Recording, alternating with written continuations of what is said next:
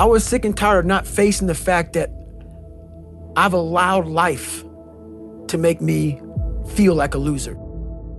And a lot of us allow life to do that, and we accept it.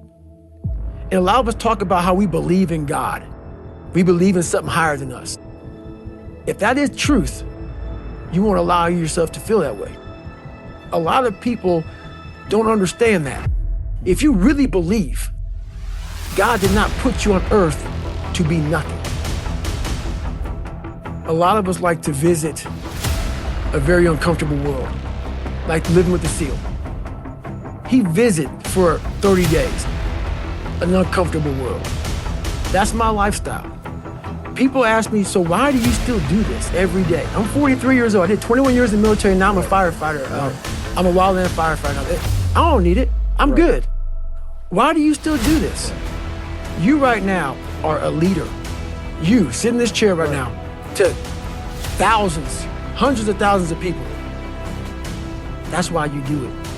Why you get up at 3, 4, 5, 6 o'clock in the morning is because you are setting the example for others to follow.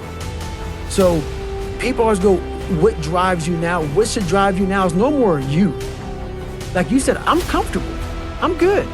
It's not about you. You have to change your mindset to God gave you everything you want. It's pay time. You gotta now start paying bills for the people in your mindset. So you're suffering now. Like when people say, why do you get up at 6 o'clock in the morning? So then you can come in and set the example for everybody else. There's so many times in life you don't want to be doing what you're doing. You can't just quit. Remember this, it's in the hobby, it's in the joke, it's a lifestyle. So what you say to yourself is important. There's no coach, there's no trainer to keep you going, it's only you. So think about this, you've been working your whole life to get a seat at the table. The seat at the table is you want to be the best amongst all the best people in your career field. So you finally get that letter. It's steak, lobster, it's a big dinner. Everybody's showing up, dressed to the nines. Make sure you show up soaking wet from getting after it, working out hard. Towel around your neck. You respect the event. So make sure you put that towel over that nice chair. The whole thing is this. Don't say a word. Stay uncommon amongst uncommon people. You're never done. Don't stop when you're tired. Stop when you're done. Stay hard. What's funny about failure is we're afraid to fail a lot of times because we're afraid to get those people telling us that we're not good, that we shouldn't try again. This is how I look at it. First of all, those people are going to be there. And 99.9% of those people who are in your ear after you fail haven't even tried what you're attempting to do. That's first off. But they have a voice. So that voice needs to be, we're done. You don't need to talk to me anymore. Like when I failed the pull-up record, I was going for 4,020 pull-ups. And I failed it twice before I finally got it the third time. I had so many people telling me, you can't do it. And I was like, how many pull-ups have you done in your life? So that's the first thing. Look at who's talking to you negatively first. And failure is the only way to grow. The only way to grow for me. Everything I've ever succeeded in, 3 hell weeks. Everything, Ranger School, everything I've ever failed, I failed miserably so many times. But what you do with that failure is you go back, you learn from it. And not just learn from it, I call it the live autopsy. Where you get all this stuff, you get a scratched piece of paper, and you start writing down, don't even acknowledge the fact that you failed. You're looking at it almost like the daggone light bulb. Like, okay, this went wrong, that went wrong, that went wrong. And then you go back into it. All failure is a tool for success. It shows you how to get there if you're willing to stay in the fight. That's the hard part, though. After failure, all these voices start to say, no, we're not good enough, we're not good enough, we're not good enough. No, we haven't tried enough. And that is so true. We just haven't tried enough. But yeah, without failure, I wouldn't be who I am today. That voice became haunting. When I was younger, I could get away from it a little bit.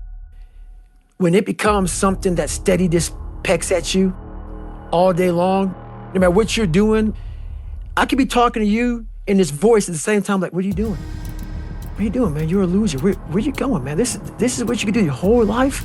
So it'd be talking to me as I'm talking to everybody. It was almost like I had 2 people And I'm like, good God, just Right. shut up. I Sure. want to be comfortable. I want to be left alone. Like, I don't want to face all these things that life gave me. I had to stop caring what people thought about me. I walked around and I put these people on a pedestal. Everybody was better than me. So I can't tell you anything about me because you're gonna judge me and I'm gonna feel even worse than what I am. What I realized, once I calmed my mind down and sat back and looked at how jacked up this world is, once you realize that you are not alone, everybody that's talking to you about how jacked up you are, only thing they've done better than you is they've hidden their world better than you have. That's all they've done. So once I realized that, for instance, there's all these things that are on TV and we have all these news people judging people who jack up in life. Yeah, they made big mistakes. But that person who is judging you on TV, I guarantee you, that news person, they say, I'm glad that my didn't come out, but I'm gonna judge the hell out of you. I know that about people. So if you wanna sit back and judge how jacked up I was and how messed up my life was, Merry Christmas, go for it, have a good time. But I'm smiling at you right now, knowing you have a secret that you're not willing to share. It gives you a lot of power when you're able to go on a podcast this big and say, hey, I'll tell you anything you want to know. I no longer care. There's a lot of power in that. To be able to put your life on a billboard for the whole world to see and say, judge it, man. Judge it. Like just me talking about it makes me feel good. And that's another thing about it. When you are willing to talk about how jacked up you are, the strength, that big rock that you carry, it just starts to come off you. It just starts to come off. That's why I do it so often. I'm like, hey man, I'll tell you anything you want to know. I'm tired of being afraid. I'm tired of lying about how good I'm not. There's a lot of them out there, but most of them are that way for one big reason. They can't see themselves doing it. They can't see themselves doing it. It's one big reason. The other reason is a lot of it is jealousy. When you set these humongous goals and they see that you're getting at it, let's say, for instance, we have a family. Let's say we're all a big family here. And every morning I'm getting up training for a 200-mile run. And you see me get up at 4 o'clock in the morning and all you are sleeping. And by the time I get done running my 30, I come home just getting up. How are you gonna feel about yourself? A lot of times when you're an overachiever and you have people, a lot of our family members, a lot of our friends, they're mediocre. There's always those couple of guys who are uncommon, who wanna be better. You get somebody around you, man, who's trying to be better and you don't have the drive that they have, it's a constant reminder of how jacked up you are. You have to know that that's what it is. Anybody in your course not saying, man, get after it, brother, I'm so proud of you, they have a problem with themselves. Because all you're trying to do is achieve more. If that's a problem for somebody, you have to look at them and say, man, you really have a problem with yourself, huh? It's much deeper than what you think. It lies deep in your soul. How I was able to fix myself was I saw how ugly I was towards other people who were great. I was able to look back and say, man, you don't hate that for any reason because he's great. You're lazy. He makes you feel lazy every single day.